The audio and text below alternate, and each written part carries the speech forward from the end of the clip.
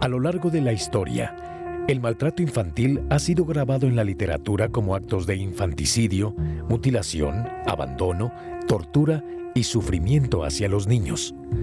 Han transcurrido muchos años desde el primer registro de esta barbarie. Sin embargo, este flagelo social sigue presente en todas las culturas y estratos económicos. Actualmente en muchos países se le ha considerado un grave problema de salud pública, dada su gravedad, alcance y consecuencias. Existen muchas definiciones que, en resumen, lo definen como: todo suceso premeditado o no, de agravio, abandono, agresión física, sexual, emocional, por omisión, explotación y negligencia, que los adultos, con alevosía y ventaja, ejercen generalmente en forma habitual contra menores de edad, a través de actos de ira, violencia, humillación e intimidación, afectando gravemente el desarrollo biopsicosocial del infante.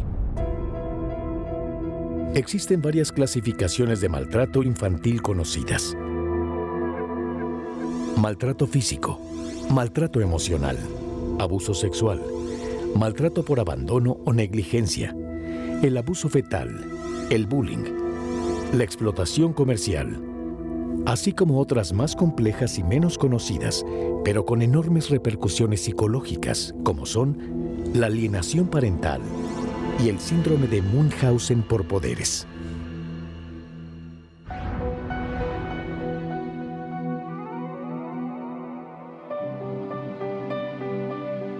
El maltrato físico se refiere a cualquier lesión infligida de un adulto a un niño de manera intencional, como golpes, quemaduras, fracturas, lesiones, envenenamiento. El castigo corporal a los niños por medio de golpes, puñetazos, patadas, mordidas, etc., o agresiones con diversos objetos como planchas, cigarros, cinturones, cordones, mangueras o palos, son por desgracia social y legalmente aceptados en la mayoría de los países como resultado de la tolerancia ancestral hacia la violencia infantil. Un fenómeno parcialmente atribuido a usos y costumbres, el cual, entre otras cosas, comprende el sentido de pertenencia que se le otorga a los padres sobre los hijos y el indebido respeto que la sociedad concede a los progenitores para no intervenir a favor del niño, aún frente a métodos coercitivos y apabullantes.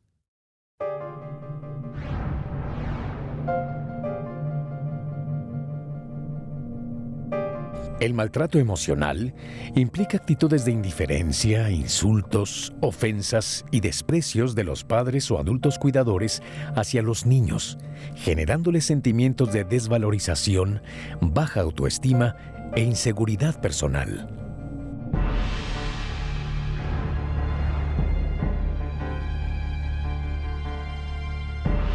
El maltrato por abandono o negligencia consiste en actos de desamparo injustificado, a través de los cuales se ignora y desatienden necesidades básicas del niño como alimentación, ropa, higiene, protección, educación y cuidados sanitarios, como la aplicación de vacunas.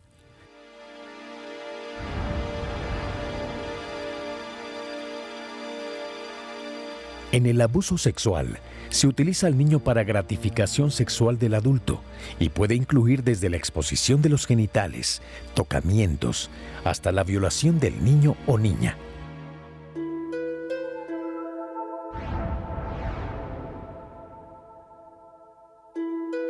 El abuso fetal es cuando la futura madre ingiere deliberadamente alcohol u otras drogas.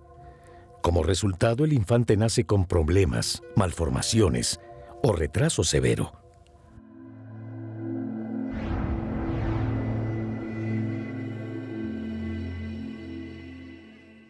El bullying es un problema que ha crecido enormemente en frecuencia e intensidad y consiste en cualquier forma de maltrato psicológico, verbal o físico, producido entre menores de edad, de forma reiterada a lo largo de un tiempo determinado.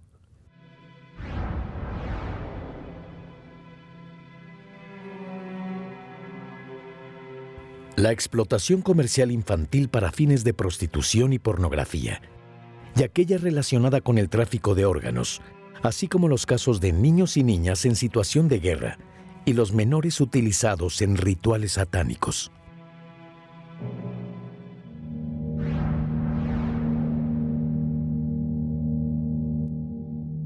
El abuso por alienación parental es aquel en el que uno de los progenitores, mediante distintas estrategias, manipula las emociones y transforma la conciencia de los hijos de manera negativa, con el objeto de impedir, obstaculizar o destruir sus vínculos con el otro progenitor.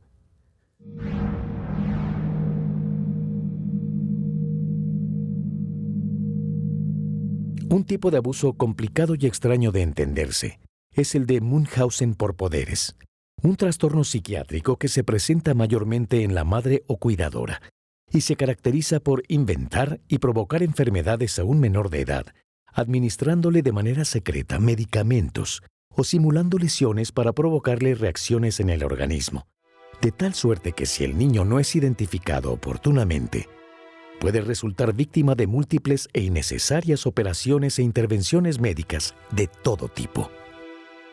Esta forma de maltrato es muy sutil y confunde tanto al personal médico como a los ministerios públicos, ya que una de las características del síndrome es el aparente apego y amor que manifiesta la madre por el infante.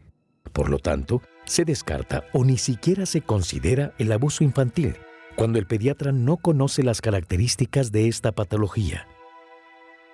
Aunado a todo esto, tenemos el maltrato por negligencia institucional, en el cual los funcionarios públicos y los parlamentarios no emprenden acciones contundentes de prevención y atención para las víctimas o para familias y menores de alto riesgo.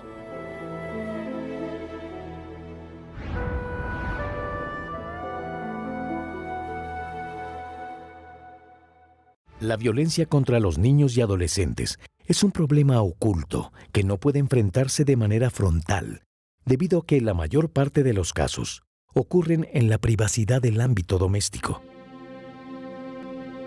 Se calcula que por cada caso que se denuncia de menor maltratado, existen 100 casos ocultos que no son del conocimiento de las autoridades. La mayoría de los abusos sexuales, negligencias y maltratos psicológicos nunca se denuncian. Los datos existentes no siempre se publican o registran, haciendo aún más difícil conocer y acceder al rescate de las víctimas. Es muy difícil determinar la incidencia y prevalencia del maltrato infantil. Dada la imposibilidad de establecer la causa exacta de las lesiones pediátricas, no es sorprendente que muchas sean consideradas caídas accidentales, encubriéndose un maltrato físico, aunque éste haya resultado por ignorancia. El síndrome del niño sacudido, por ejemplo, es una forma frecuente de maltrato físico que generalmente tiene lugar cuando el bebé está llorando inconsolablemente y la persona que lo cuida pierde el control y sacude fuertemente la cabecita de un bebé o niño pequeño, causando traumatismos intracraneales que pueden provocar la muerte o bien dejar secuelas irreversibles como ceguera, epilepsia o retraso mental, entre otros, y que no siempre es reportado como un caso de abuso o maltrato. Otro ejemplo son los fallecimientos conocidos como el síndrome de muerte súbita o muerte de cuna, los cuales son atribuidos a otras causas, pero que de acuerdo a un estudio de la Academia Americana de Pediatría, el 60% de este tipo de muertes en lactantes son en realidad accidentes de los padres o cuidadores. En cuanto a la ocurrencia del maltrato, no existe diferencia significativa en cuanto al sexo, aunque algunas investigaciones señalan que el maltrato físico es mayor en los niños y el abuso sexual en las niñas entre 12 y 15 años. Prácticamente todos los menores en condición de calle fueron víctimas de abuso y brutalidad en sus casas y prefirieron las alcantarillas y banquetas a continuar soportando la violencia familiar. Se ha encontrado una enorme incidencia de consumo de alcohol y drogas en etapas muy tempranas, incluso desde los 9 a 11 años, como resultado de la necesidad imperante de refugiarse en estados alterados de conciencia y escapar de su triste realidad. El suicidio infanto-juvenil se ha incrementado alarmantemente en los últimos años. El maltrato infantil tiene consecuencias en el desarrollo del cerebro, problemas cognitivos, discapacidades, problemas de aprendizaje, comportamiento agresivo, conducta criminal, abuso de sustancias y enfermedades psiquiátricas. Problemas crónicos de salud también son comunes entre las víctimas de abuso infantil, cuyas secuelas pueden ser motoras, visuales, de lenguaje o del aprendizaje, y causar, entre otras secuelas, retraso mental y alteraciones de memoria. El maltrato físico es el que más secuelas neurológicas produce. De hecho, 2/3 de los niños menores de 3 años maltratados físicamente sufren lesiones cerebrales.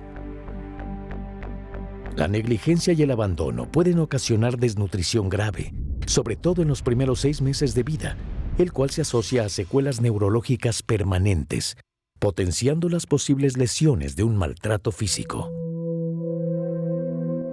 Gracias al avanzado estudio de las neurociencias, hoy se sabe que el maltrato infantil afecta al sistema límbico y muy especialmente a 2 regiones fundamentales, la amígdala y el hipocampo. Investigaciones en este campo muestran indicios de cómo el desarrollo del cerebro puede ser fisiológicamente alterado por prolongados y graves malos tratos a un niño durante los primeros años, incluyendo el estrés. Científicamente se ha demostrado que con el tiempo, el cerebro de un menor de 3 años crece desproporcionadamente más grande y denso, alcanzando casi el 90% del tamaño de un cerebro adulto. Esa alteración puede afectar negativamente el desarrollo físico, cognitivo, emocional y social. Un exhaustivo informe del 2000 del Instituto de Medicina Ciencia del Desarrollo Infantil de Harvard muestra en resumen la gravedad de someter a infantes a situaciones de estrés y sufrimiento en etapas tempranas y muestra las alteraciones cerebrales que ocurren como consecuencia. El Dr. Shonkoff muestra su tesis a través de cerebros de ratas sometidas a estrés crónico, las que revelan una menor ramificación en las neuronas en el hipocampo, una región clave del cerebro para procesar la información entrante para el aprendizaje y la memoria, en comparación con las ratas que fueron alojadas en el laboratorio en condiciones normales. Dicho estudio demostró que el estrés persistente puede afectar los circuitos cerebrales, causando disminución en la ramificación de las neuronas en el hipocampo y la corteza prefrontal, áreas del cerebro asociados con la memoria y el pensamiento de orden superior respectivamente, así como el aumento de la ramificación en la amígdala, asiento de la emoción y el miedo en particular. El estrés tóxico causado por el sufrimiento es literalmente venenoso a la arquitectura del cerebro. Los niños que han sufrido malos tratos y abandono crónico durante sus primeros años pueden vivir un persistente estado de excitación o hiperdisociación, anticipando una amenaza en todas las direcciones. Su capacidad para beneficiarse de las experiencias sociales, emocionales y cognitivas puede verse afectada. Los niños que no han sido capaces de desarrollar lazos saludables con sus cuidadores y cuyos principios de experiencias emocionales, a través de su impacto en el cerebro, no han sentado bases necesarias para el desarrollo emocional positivo. Al paso del tiempo, esos infantes pueden tener una capacidad limitada de empatía, no sentir apego emocional a cualquier ser humano, ni sentir remordimiento por herir o incluso por matar a alguien. Entre los factores de riesgo que existen es el abuso físico o psicológico durante la infancia. El cerebro es un órgano maravilloso que pesa 1,5 kilos, pero que es la fuente de todas nuestras emociones, tanto positivas como negativas. Cuando un individuo en etapas muy tempranas es sujeto a un estrés importante, como puede ser abuso físico o psicológico, sobre todo en los primeros 3 años de vida, por ejemplo, o en los primeros 6 años, pero los 3 años es más vulnerable, para reaccionar ante ese estrés, ante esa agresión, el organismo está programado para generar sustancias químicas que te ayudan a que, por ejemplo, se genera altas cantidades de cortisol. El cortisol es una sustancia que ayuda a que se dilaten las pupilas para que entre más luz, a que el corazón bombee más sangre para que podamos mandar más sangre a las piernas y correr ante el estrés, o a las manos para que podamos defendernos.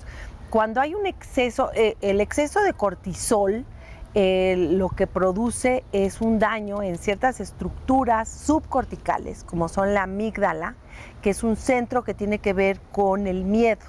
Entonces, en esa etapa, tanto la amígdala como otra estructura que tiene que ver con la memoria también episódica, la memoria de datos, estas dos estructuras son muy sensibles al cortisol y entonces se dañan.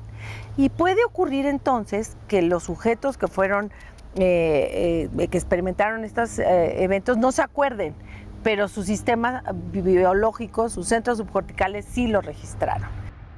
Las personalidades que se conocen como limítrofes, que son estas personalidades que aman un día y odian al día siguiente, que no regulan bien sus emociones, se ha encontrado que si se hacen registros sofisticados hay alteraciones subcorticales que vienen de estos centros. Si se hace un electroconvencional no se ve mucho, pero sí. Entonces, en estas personalidades regular las emociones es muy importante y existen tratamientos farmacológicos para regular ese tipo de personalidad. Porque nosotros hemos estudiado más de 370 internos de alta peligrosidad en los diferentes reclusorios del país. Y hemos encontrado que si dividimos, tenemos internos psicópatas, que son el extremo de la agresividad y la violencia, cometen crímenes terribles, ¿no? Son gente que identificamos como muy malos y que no tienen las causas como personalidad limítrofe, no tienen depresión, no tienen otras causas. En esta población nosotros los clasificamos entre psicópatas y no psicópatas y calificamos psicopatía baja, media y alta. Se puede cuantificar el grado de maldad, digamos, ¿no? Y lo que encontramos es que entre más alto es el grado de psicopatía, la historia de abuso físico, psicológico temprano es más alta. Hay una correlación directa. Y esto lo hacemos entrevistando a los propios reclusos. Les preguntamos, es una escala muy extensa, una entrevista muy extensa, en donde les preguntamos si los golpearon antes de los 5 años o después de los 5 años, si los golpearon con la mano abierta, con la mano cerrada, si tuvieron experiencias vivenciales de presenciar abuso. Y entonces en esta escala, pues son datos de nuestras cárceles y de nuestra población. Estos factores neuronales explican científicamente el por qué la violencia contra los niños y adolescentes es el precursor más importante que da origen a la criminalidad.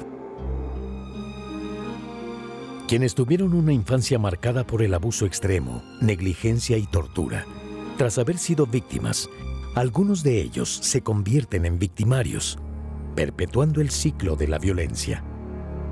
Quienes no tuvieron oportunidad de resarcir el dolor y el sufrimiento, ni fueron sometidos a tratamiento y rehabilitación prolongada, no logran superar la adversidad y el resentimiento de sus primeras etapas de vida, y posteriormente, durante la adolescencia se unen a grupos subversivos, dando inicio a una vida criminal y vengativa, como lo demuestran prácticamente casi todos los expedientes de asesinos, narcotraficantes, secuestradores. El maltrato o el abuso a un menor de edad son fenómenos de origen multicausal.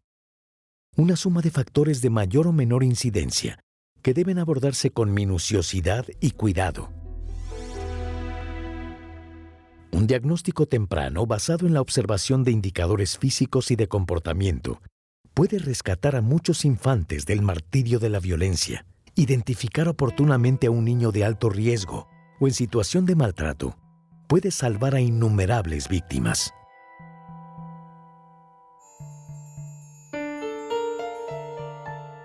El Centro Nacional de Equidad y Género y Salud Reproductiva de la Secretaría de Salud publicó una guía para el diagnóstico presuntivo del maltrato infanto-juvenil, en el cual recomienda que cuando el personal de salud se encuentra frente a un niño con lesiones o problemas de conducta, se debe determinar si las mismas son consecuencias de maltrato o un fenómeno accidental. Para ello es necesario realizar un procedimiento que considere una historia clínica completa, un examen físico, Buscar indicadores de abuso sexual en caso de que se sospeche su existencia.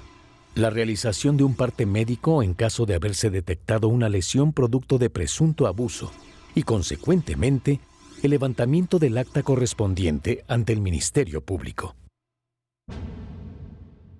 El Instituto Nacional de Pediatría tiene integrado una clínica de atención integral al menor maltratado, cuyo titular es el Dr. Arturo Loredo Abdalá, en el cual se reúne semanalmente un equipo multidisciplinario para analizar los casos presentados de maltrato y abuso infantil. En 1997 ya organizamos todo un equipo interdisciplinario para desarrollar una estrategia de atención integral al niño maltratado, frecuentemente al agresor y, lo más importante, a toda la familia. A partir de entonces, siguiendo una estrategia no solamente de asistencia médica, sino de docencia y de investigación, es que hemos venido trabajando en estos últimos 11 o 12 años sobre esta problemática que se ha convertido en un problema de salud pública mundial. La Organización Mundial de la Salud lo considera de esta manera desde 1999.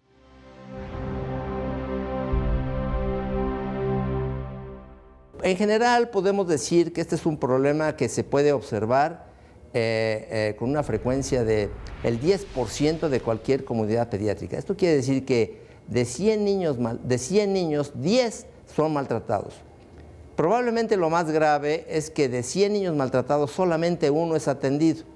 Los 99 restantes, si no fallecen como consecuencia de la violencia de que son víctimas, llegan a crecer y convertirse en padres de familia, y si su hijo no llena sus expectativas, y si viven en un ambiente violento, entonces pueden convertir en maltratadores del 55 al 85%.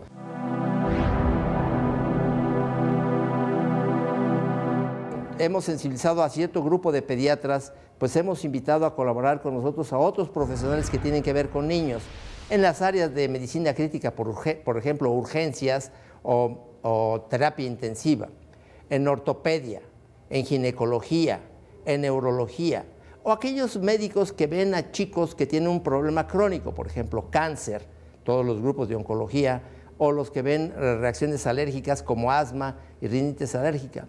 ¿Por qué? Porque ya sabemos ahora que del 12 a 14% de los niños que tienen una malformación congénita, una enfermedad crónica o una enfermedad que deteriora el sistema nervioso central de severidad variable, están en riesgo de ser víctimas de malos tratos si es que no existe una situación de apego con el hospital o con el médico.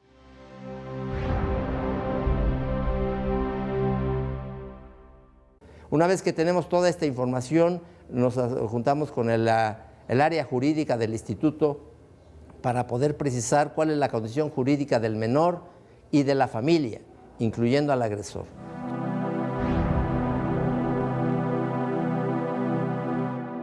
Es importante que en otros hospitales pediátricos, no solamente de la Ciudad de México, sino de todo el país, existan grupos de trabajo para poder establecer este diagnóstico o esta sospecha del problema. Para esto se requiere desarrollar las otras dos estrategias: la docencia, la educación no solamente del personal médico, sino del personal paramédico, enfermeras, trabajadores sociales, otros. Cuando exista presunción de que el niño experimenta maltrato, es importante que quien preste el servicio de salud explicite su diagnóstico presuntivo en el expediente, con el fin de que quede constancia de lo sucedido. Deberá realizarse una búsqueda intencionada de lesiones, marcas o signos, hematomas, equimosis, eritemas y contusiones en la cara, labios, boca, tórax, abdomen, brazos y piernas. Cicatrices en varias etapas de evolución. Marcas de objetos como cinturón, cable, cadena, plancha, etc. Quemaduras inexplicables en palmas de las manos, pies, brazos y espalda. Huellas de quemaduras de cigarrillos. En el ejercicio de la violencia infantil, es muy frecuente la fractura de huesos. El médico que hace la valoración debe de considerar la deformación, acortamiento de extremidades, tracción y torsión, y luxaciones y fracturas inexplicables en diversas fases de consolidación, así como lesiones musculares, señales de mordeduras humanas, trauma ocular o traumatismo cráneoencefálico. Las quemaduras, fracturas, contusiones, etc., causadas intencionalmente a los niños, son identificables cuando la extensión, profundidad, localización, distribución y patrón son incompatibles con la historia de cómo sucedió el accidente e incompatible con la edad del niño, su nivel de desarrollo y con la historia relatada.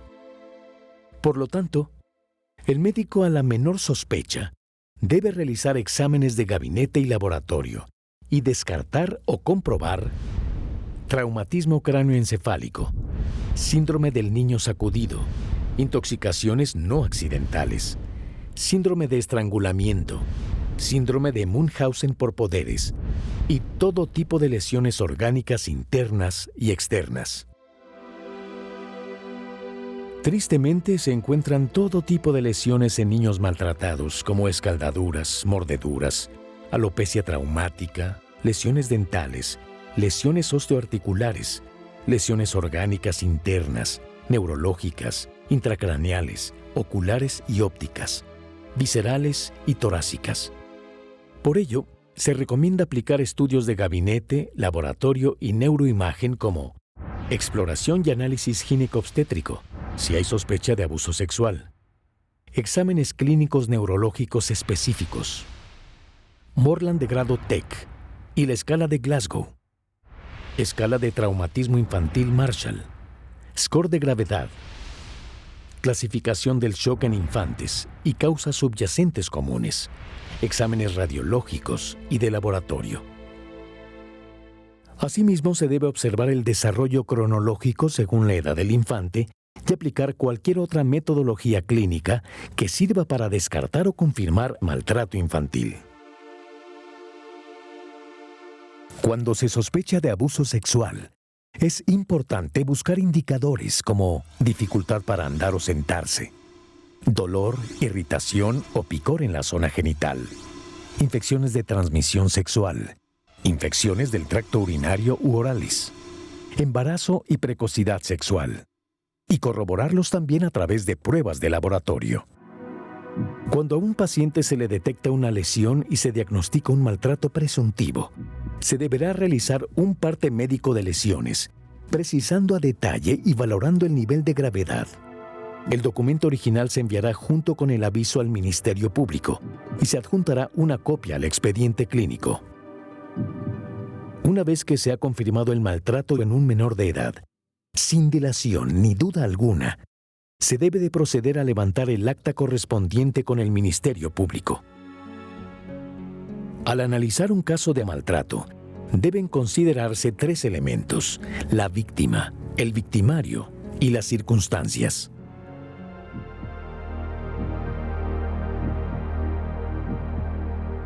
De manera frecuente, la víctima tiene alguna característica física, mental o social que contribuye a detonar la actitud agresiva del victimario.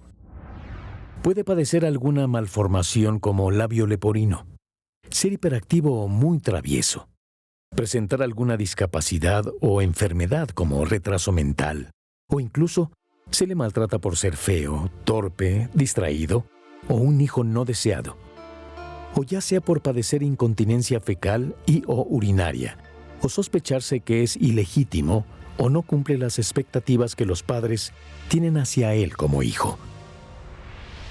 Es muy importante permanecer atento a las señales tanto físicas como de comportamiento en las víctimas, como señales físicas repetidas. Niños que van sucios, malolientes, con ropa inadecuada, presentan síntomas de depresión o ansiedad. Asumen conductas agresivas y regresivas como chuparse el dedo o el orinarse en la cama, es decir, enuresis y en muchos casos encopresis o incontinencia fecal. Frecuentemente estos pequeños se vuelven hostiles y distantes. Mantienen una actitud hipervigilante, un estado de alerta y receloso. Evitan ir a casa. Permanecen más tiempo de lo habitual en el colegio, patio o alrededores. Tienen pocos amigos en la escuela. Muestran poco interés y motivación por las tareas escolares. Después del fin de semana, vuelven peor al colegio más tristes, más sucios. Presentan dolores frecuentes sin causa aparente. En ocasiones se manifiestan desórdenes alimenticios, son muy glotones o presentan pérdida del apetito. Faltan a clase de forma reiterada sin justificación. Presentan retrasos en el desarrollo físico, emocional e intelectual. Y su conducta puede ser notablemente retraída o antisocial y se manifiesta en fugas, vandalismo, pequeños hurtos. La falta de higiene, de vacunas, el retraso de crecimiento y las infecciones recurrentes pueden suponer la existencia de maltrato por negligencia o abandono. Cuando hay abuso sexual, llama la atención su conducta sexual explícita, juegos y conocimientos inapropiados para su edad, y conducta de masturbación en público.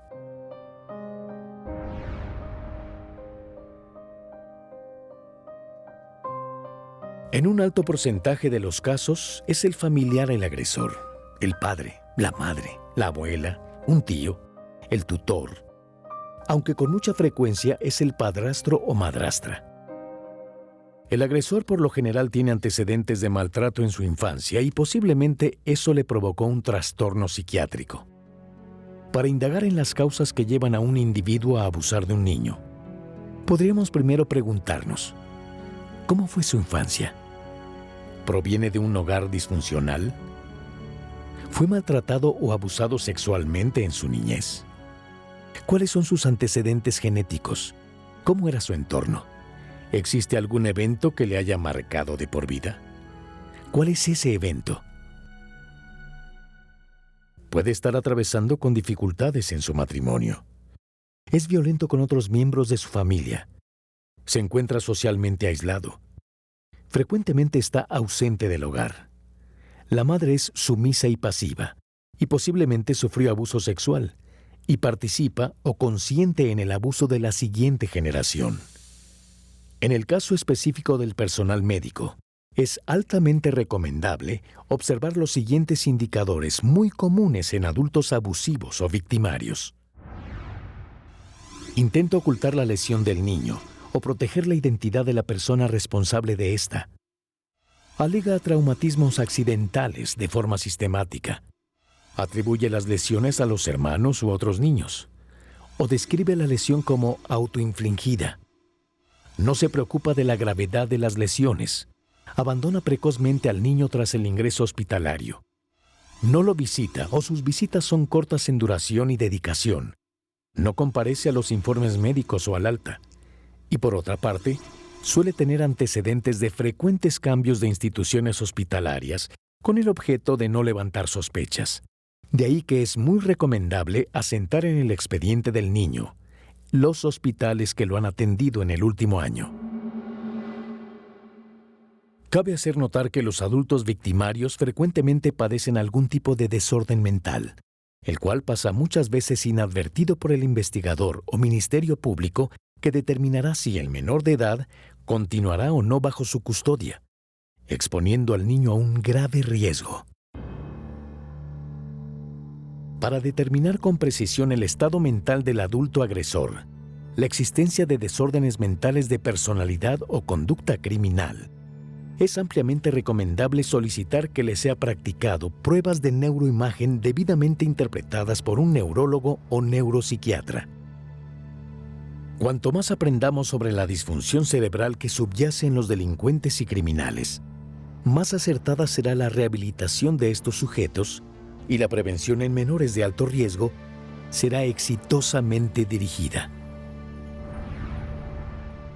Los últimos componentes son las circunstancias que rodean la situación: desempleo, problemas económicos, promiscuidad, hacinamiento, hogares disfuncionales y violentos, en donde el consumo de estupefacientes se hace presente. Y aunado a todo ello, el detonante que provoque la agresión: una travesura, un pleito marital, llanto excesivo nocturno del niño. Cuando se analiza un caso de abuso infantil, debemos tener siempre presente el factor de la complicidad. Atrás de cada niño maltratado, siempre hay alguien que guarda silencio al respecto. Este puede ser un familiar, un vecino o el propio maestro. Los padres con pobre control de impulsos, con antecedentes de violencia en su infancia, que son miles y miles, encuentran cualquier pretexto para descargar sus frustraciones e ira incontenida en sus hijos. Le pegué para que se le quite lo travieso. Es un niño malo, se porta así para molestarme. Se orina en la cama y no entiende. Ya me di cuenta que lo hace para irritarme. Se atraviesa siempre que estoy viendo la televisión, etc. Entonces, los niños que viven con estos adultos desequilibrados firman prácticamente su sentencia de muerte. Incluso hay padres que castigan implacablemente a sus hijos solo para combatir los malos recuerdos. No la soporto, tiene la misma risa de mi madre, explicó a la policía una mujer que había arrojado aceite hirviente al rostro de su hija de 6 años. Consenso es la palabra clave. No insistir en tratar este flagelo de manera unilateral o como un problema aislado. Se trata, en definitiva, de un problema de salud pública de enormes dimensiones y repercusiones a corto, mediano y largo plazo. Su estudio y abordaje médico, jurídico, legislativo, educativo y social deben de ser transversales, longitudinales y con una visión multidinámica, multifacética y multicausal. Gota a gota, los victimarios van aniquilando a sus pequeñas víctimas. Desde el pellizco, insulto persistente, miradas amenazadoras, lascivas o clandestinas, hasta el desprecio inadvertido y cotidiano de un ser que lo único que hace es estorbar. Lamentablemente, en su condición de delito oculto, el maltrato infantil se camuflajea de diversas maneras. Mientras los profesionales del ramo médico, docente o del orden jurídico y de la sociedad en su conjunto no estemos perfectamente capacitados para reconocer no solo rasgos evidentes y escandalosos, sino aquellas agresiones sutiles que van desde el orden físico y psicológico hasta el social, seguirán habiendo miles de infantes víctimas sometidas al más tortuoso y callado sufrimiento ante una sociedad indiferente, en su papel de espectadores pasivos y de cómplices silenciosos.